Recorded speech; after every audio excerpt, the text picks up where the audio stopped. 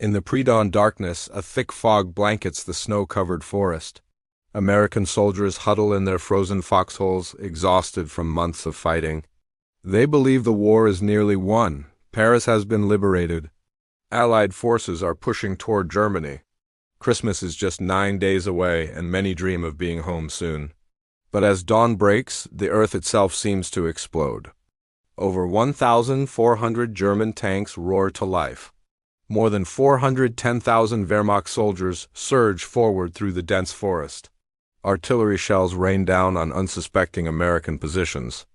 In a single morning, Adolf Hitler launches his most desperate Gamble One final, massive offensive that will become the largest and bloodiest battle ever fought by the United States Army. This is the story of the Battle of the Bulge. To understand why Hitler launched this seemingly impossible attack, we need to step back to the autumn of 1944. By December, Nazi Germany was a nation on the brink of collapse. The D-Day landing 6 months earlier had shattered Hitler's Atlantic Wall. Allied forces had liberated France, and were now standing at Germany's doorstep. From the east, Soviet armies were crushing German defenses and racing toward Berlin. The Reich that Hitler promised would last 1,000 years was crumbling after just 12. But Adolf Hitler was not a man who accepted defeat. In his twisted mind, there was no middle ground, only total victory or absolute destruction. And in the fall of 1944, he conceived a plan so audacious that even his own generals thought it was madness. Hitler's strategy was simple yet ambitious: strike through the Ardennes forest. Just as the Germans had done successfully in 1940, drive all the way to the Belgian port of Antwerp, splitting the British and American armies in two. With the Allies divided and demoralized, perhaps they would negotiate a peace treaty, allowing Germany to concentrate all its remaining strength against the Soviet Union. The plan was codenamed Wacht am Rhein, watch on the Rhine, a deliberate deception suggesting a defensive operation. Hitler personally selected the Ardennes for his attack. This heavily forested region of eastern Belgium and Luxembourg was considered a quiet sector by Allied commanders. The terrain was terrible for tanks: dense woods, deep valleys, and narrow winding roads. Surely, the Allies thought, no one would be foolish enough to launch a major offensive through such difficult ground. They were catastrophically wrong. Throughout November and early December, the Germans assembled their strike force with incredible secrecy. Over 410,000 men were moved into position under the cover of darkness. They brought with them a fearsome arsenal, more than 1,400 tanks and assault guns, including the massive 70-ton King Tiger tanks with their nearly impenetrable armor and devastating 88mm guns. They positioned 2,600 artillery pieces and mustered over 1,000 aircraft for the Luftwaffe, one of the last significant concentrations of German air power in the war. The Germans implemented strict operational security. All troop movements happened at night. Radio silence was enforced. Loudspeakers near the front played recordings of construction noise to mask the sound of tanks being positioned. They even spread false intelligence suggesting the buildup was defensive. Allied intelligence failed spectacularly. Overconfident from their recent victories, Allied commanders dismissed the possibility of a major German offensive. The Americans believed the Germans were too weak, too depleted of men and material. After all, the Wehrmacht had been retreating for months. Bad weather prevented aerial reconnaissance. The pieces of a catastrophic surprise were falling into place. The American forces manning the Ardennes sector were particularly vulnerable. Some units were green troops, fresh from America, experiencing their first taste of combat. Others were battle-weary veterans, sent to this quiet sector to rest and recover from the brutal fighting in the Hürtgen forest. They were spread thin, just 4 divisions covering nearly 80 miles of front. They had no idea what was about to hit them. The morning began like any other in the Ardennes. A thick fog hung over the forest.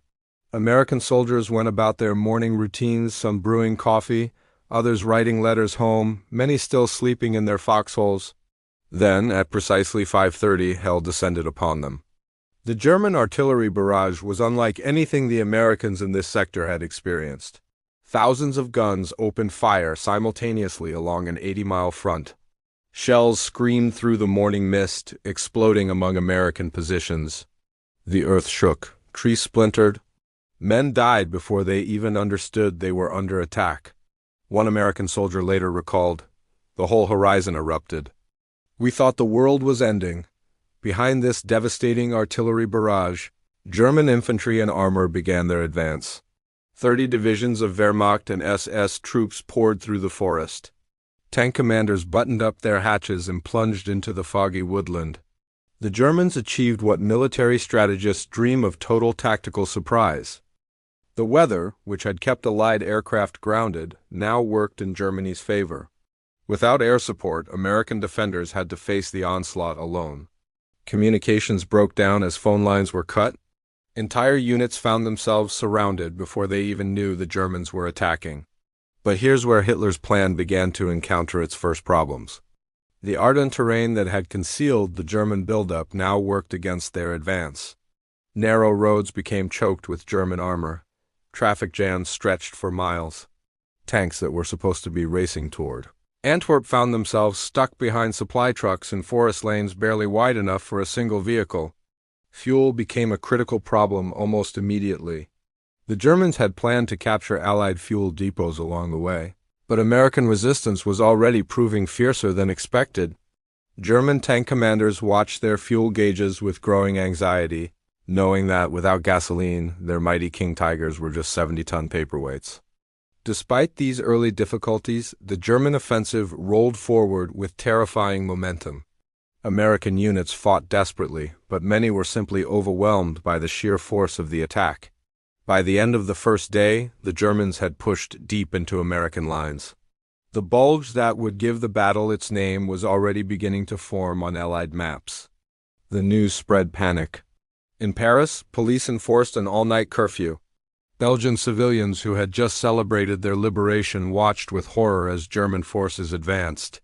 Some brought out their hidden swastikas, terrified of what might come next.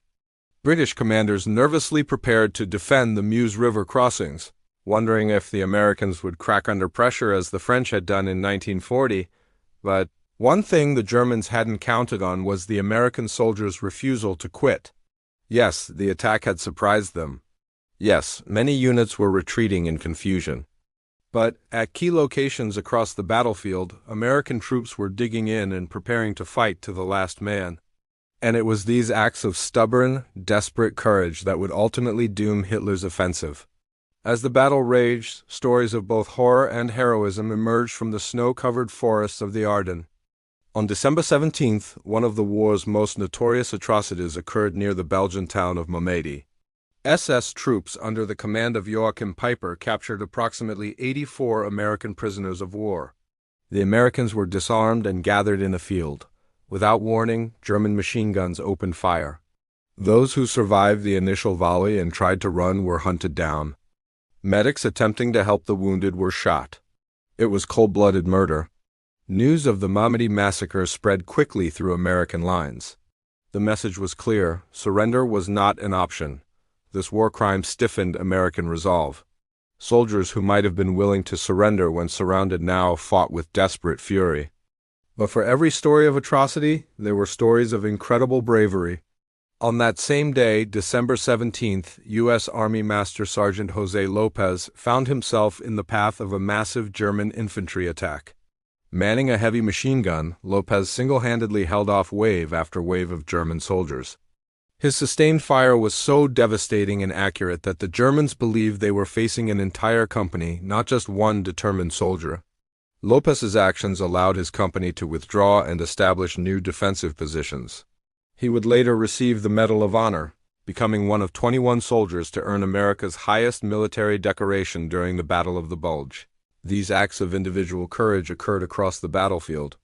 Small groups of American soldiers, often cut off and surrounded, fought from farmhouses, crossroads, and forest clearings.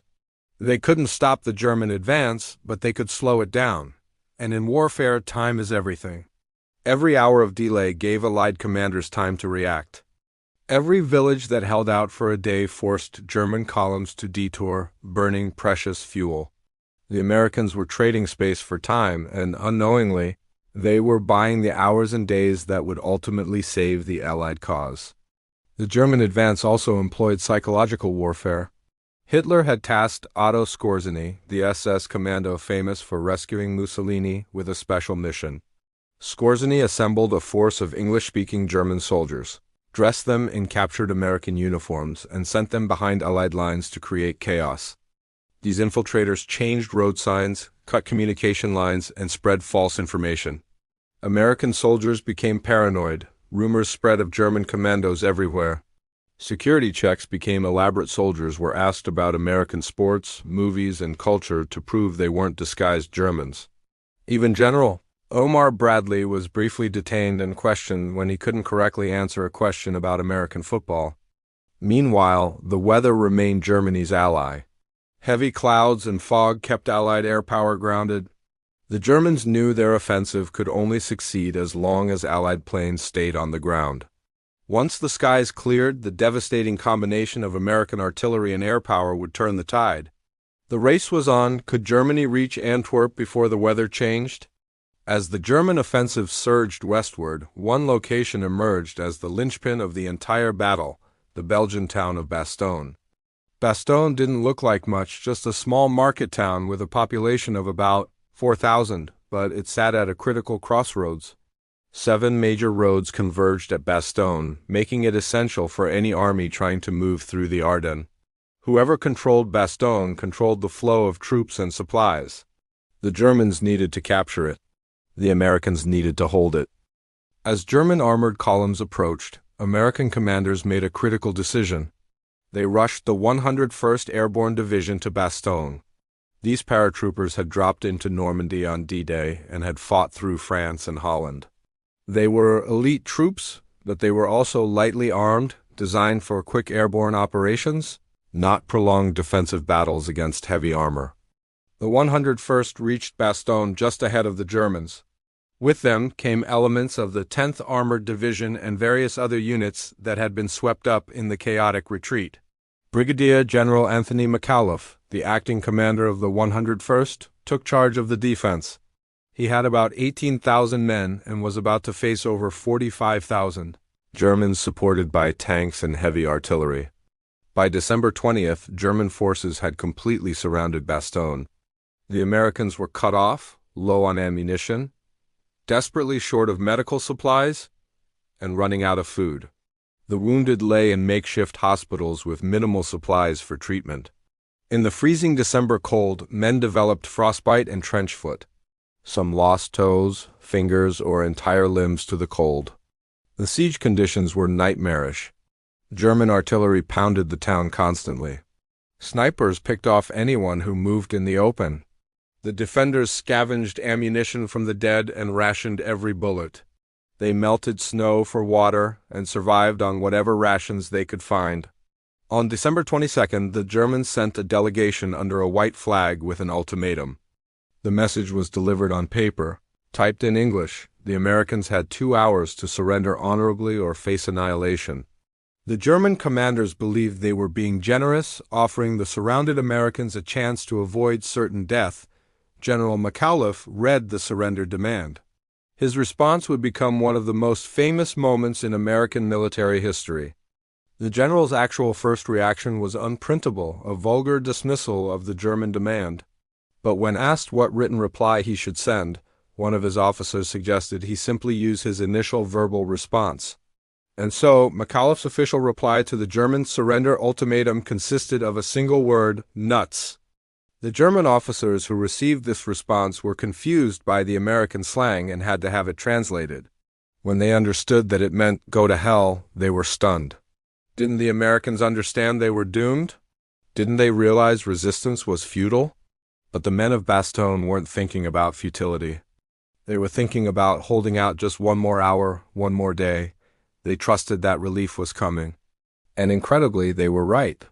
General George S. Patton, commanding the Third Army to the south, had promised to break through and relieve Bastogne. Patton was a controversial figure, aggressive, profane, and theatrical, but he was also a brilliant tactical commander. When the German offensive began, Patton had pivoted his entire army northward with remarkable speed, disengaging from his current operations and racing toward the Bulge on December 26th. Leading elements of Patton's 4th Armored Division smashed through the German encirclement. The siege of Bastogne was broken. The defenders, many on the verge of collapse from exhaustion, cold, and wounds, had held. The critical crossroads remained in American hands. The defense of Bastogne became legendary, but it wasn't the only place where American defenders performed miracles. To the north, at Elsenburn Ridge, American forces repelled repeated German assaults. The ridge overlooked crucial supply routes, and its defense prevented the German northern thrust from gaining momentum. Military historians often note that while Bastogne gets most of the glory, Elsenburn Ridge was actually the more decisive defensive stand. At the town of St. Vith, American defenders held out for days against overwhelming odds, tying down German forces desperately needed elsewhere. When St. Vith finally fell, it had delayed the German advance by nearly a week that proved fatal to Hitler's timetable. By Christmas Day 1944, the character of the battle had fundamentally changed. First, and most critically, the weather broke. On December 23rd, the clouds parted and the sun emerged. For the first time in over a week, Allied aircraft could fly. The results were devastating for the Germans. American and British pilots took to the skies in massive numbers. Fighter bombers strafed German columns trapped on narrow forest roads. Heavy bombers struck German supply lines and fuel depots. Transport planes dropped desperately needed supplies to the defenders of Bastogne and other surrounded positions. The Germans, already struggling with fuel shortages, now faced attacks every time they tried to move. Their mighty King Tiger tanks, which had terrorized American infantry, became death traps when caught in the open by Allied aircraft. German soldiers who had advanced with confidence now cowered in any available cover, watching the skies with dread. Second, Allied commanders had recovered from their initial shock and were orchestrating a coordinated counterattack. General Dwight D. Eisenhower, the supreme Allied commander, met with his senior generals at Verdun on December 19th, while others focused on the retreat and chaos. Eisenhower saw opportunity. The present situation is to be regarded as one of opportunity for us and not of disaster, he declared. Eisenhower placed Field Marshal Bernard Montgomery in temporary command of all Allied forces north of the Bulge, while Patton attacked from the south. This coordination was crucial. The Germans had driven a wedge into Allied lines, but that wedge could become a trap if the Allies squeezed from both sides. Third, the German offensive had simply run out of steam. The delays imposed by stubborn American defenders had ruined Hitler's timetable. The failure to capture Bastogne meant German supply columns couldn't use the vital road network. Fuel shortages became critical. Some German tanks were abandoned simply because they ran out of gas within sight of Allied fuel dumps they could unquite reach. The Americans also began to demonstrate tactical adaptability that surprised the Germans. Facing the formidable King Tiger tanks, American forces developed improvised tactics. Tank destroyers worked in teams to hit the Tigers from the sides where their armor was weaker. Engineers created minefields to channel German armor into kill zones. Infantry learned to let the tanks pass and then attack the vulnerable supply trucks following behind. Perhaps most surprising was Eisenhower's decision to temporarily suspend racial segregation in the U.S. Army. Facing critical troop shortages, he allowed African American soldiers to volunteer for frontline combat duty. Over 2,000 black soldiers volunteered, and 708 of them would be killed in action. They served with distinction, helping to lay the groundwork for the complete desegregation of the U.S. military after the war. The African American drivers of the Red Ball Express kept supplies flowing to frontline units, often driving 24 hours a day over icy roads under threat of German attack. The 761st Tank Battalion, known as the Black Panthers, fought through France, Belgium, and into Germany, earning nearly 400 combat decorations. By early January, the tables had completely turned.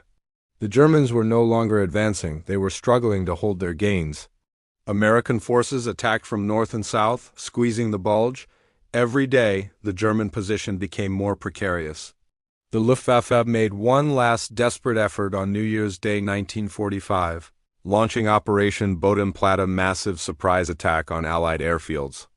Nearly 1,000 German aircraft struck in a single morning, destroying hundreds of Allied planes on the ground. But the attack was a Pyrrhic victory. The Allies could replace their losses within weeks. The Germans could not. They had just thrown away experienced pilots and aircraft they desperately needed for the defense of Germany itself. Through January 1945, American soldiers fought in some of the worst conditions imaginable. Veterans of the battle would remember the cold more than anything else. The Ardennes winter was brutal. Temperatures plunged well below freezing. Snow was often waist-deep. Men who had survived German bullets and artillery now faced an enemy that could be shot or bayoneted the killing cold. Baseball Hall of Famer Warren Spahn, who fought in the battle, later said, "I was from Buffalo, I thought I knew cold. But I didn't really know cold until the Battle of the Bulge." Soldiers suffered massive rates of cold weather injuries. Trench foot afflicted thousands, causing feet to swell, blister, and in severe cases, require amputation. Frostbite was epidemic. Men who hadn't brought adequate winter clothing because no one had expected a battle in the Ardennes suffered terribly. The fighting itself remained vicious. Every village became a battlefield. Every forest clearing saw deadly exchanges of fire. The Germans, now retreating, fought skillful rearguard actions, making the Americans pay for every mile. Young American soldiers found themselves in surreal and horrifying situations. One veteran recalled discovering a forest that had been so heavily shelled that every tree was destroyed. "Did you ever see land when a tornado's come through? The whole forest was like that, twisted and broken. By mid-January, the Allied pincers had nearly closed. The German forces that had driven so deeply into Allied lines were now in danger of being cut off and destroyed. Hitler, characteristically, forbade any retreat. He demanded his soldiers hold their positions to the last man. But even the most fanatical Nazi officers recognized that staying meant annihilation. Against Hitler's orders, German commanders began pulling their forces back. It was a skillful withdrawal, carried out under intense pressure. The Germans avoided the complete encirclement and destruction of their forces, but they left behind a staggering toll. On January 25, 1945, the Battle of the Bulge officially ended. The Allied lines had been restored. The Bulge was eliminated. American and British forces stood poised to resume their advance into Germany. The butcher's bill was staggering. American forces suffered between 77,000 and 89,000 casualties, including over 19,000 killed in action. The British lost about 1,400 men. For the Germans, the losses were catastrophic, somewhere between 63,000 and 104,000 casualties, along with most of their remaining armor and air power. But the numbers don't tell the full story. Germany had gambled everything on this offensive, its last reserves of men, tanks, and fuel. When the offensive failed, those resources were gone forever. The Germans had no strategic reserves left. The industrial might of the Ruhr could no longer replace the lost equipment. The manpower pool was exhausted. Meanwhile, the Allies could replace their losses. American factories were producing tanks, planes, and artillery faster than they could be shipped to Europe. Fresh divisions were arriving from the United States. The imbalance of power was only growing. The failure of the Ardennes offensive sealed Germany's fate. In the East, the Soviet Union had used the period of the Bulge to prepare a massive offensive. On January 12, just as the Battle of the Bulge was winding down, Soviet forces launched an overwhelming assault on German positions in Poland. The Wehrmacht, already decimated by the fighting in the Ardennes, had no strategic reserves to stop them. In the West, Allied forces resumed their advance into Germany in February. They crossed the Rhine in March. With no significant German forces left to oppose them, Allied armies raced across Germany. On April 25, 1945, American and Soviet forces met at the Elbe River. Germany was cut in two. On April 30th, as Soviet shells fell on his bunker in Berlin, Adolf Hitler committed suicide. Germany surrendered unconditionally on May 7, 1945, less than 4 months after the Battle of the Bulge ended. British Prime Minister Winston Churchill called the Battle of the Bulge undoubtedly the greatest American battle of the war. He was acknowledging not just the scale of the fighting, but the crucial role American forces played in defeating Hitler's last gamble. The battle revealed both the strengths and weaknesses of the American military. The intelligence failure that allowed the Germans to achieve complete surprise was embarrassing. The initial panic and confusion in some units showed the dangers of overconfidence. But the battle also showcased the American soldiers' remarkable resilience and fighting spirit. When surrounded and outgunned, Americans fought with desperate courage. When the situation seemed hopeless, they found ways to hold on. The defense of Bastogne, the stand at Elsenburn Ridge, and countless small unit actions demonstrated that American troops, when properly led and motivated, were second to none. The Battle of the Bulge also accelerated important social changes in the American military. The integration of black soldiers into frontline combat units, even if temporary, demonstrated that African Americans could fight just as effectively as white soldiers. This experience helped fuel the civil rights movement and led to President Truman's order to desegregate the military in 1948. For the Germans, the Ardennes offensive was the final proof that Hitler's strategic judgment was fatally flawed. His generals had warned him the offensive was impossible, that Germany lacked the resources to succeed. Hitler had insisted, and the result was the destruction of Germany's last mobile reserves. After the Bulge, the Wehrmacht could only defend, and poorly at that. Perhaps most importantly, the Battle of the Bulge demonstrated that the Western democracies had the will to see the war through to absolute victory. Hitler had gambled that one massive setback would fracture the Allied coalition, that Britain and America would seek a negotiated peace. Instead, the attack unified Allied resolve. There would be no negotiation, no compromise. Only Germany's complete and unconditional surrender would end the war. Today, 80 years after the battle, the forests of the Ardennes stand peaceful again. Belgian farmers tend their fields. Tourists visit the memorials and museums that mark where young men fought and died in the winter of 1944–45. But if you walk through those forests, particularly around Bastogne, you can still find traces of the battle. Foxholes dug by desperate soldiers. Shell fragments embedded in ancient trees. Foundations of buildings destroyed in the fighting. The veterans who survived the Battle of the Bulge carried its memories for the rest of their lives. Many struggled with what we now call PTSD, author J.D. Salinger, who fought in the battle and carried a typewriter in his Jeep to write between combats, never fully recovered from what he experienced. His novel, The Catcher in the Rye, was influenced by his wartime trauma, but the veterans also carried pride. They had faced the worst the Wehrmacht could throw at them and had not broken. They had held when holding seemed impossible. They had won when winning seemed beyond reach. The Battle of the Bulge stands as a testament to the courage of ordinary people in extraordinary circumstances. Farm boys from Iowa and factory workers from Detroit found themselves in frozen Belgian forests, facing an army that had conquered most of Europe. They were cold, scared, and far from home. Many didn't fully understand what they were fighting for. But when the moment came, they stood their ground. They fought for their friends in the foxholes beside them. They fought because someone had to. And in doing so, they helped deliver the final blow to the Nazi regime. In terms of participation and casualties, the Battle of the Bulge was the largest battle in American military history. But its true significance lies not in numbers, but in what it represented, the moment when Hitler's last hope died in the snow-covered forests of Belgium, and the path to Allied victory became clear and irreversible. The young men who fought there, American, British, and yes, German too, deserve to be remembered. Their sacrifice, their courage, and their determination in the face of overwhelming odds shaped the world we live in today. This was the Battle of the Bulge, Hitler's last gamble, and the greatest American battle of World War II. Thank you for watching this documentary on the Battle of the Bulge.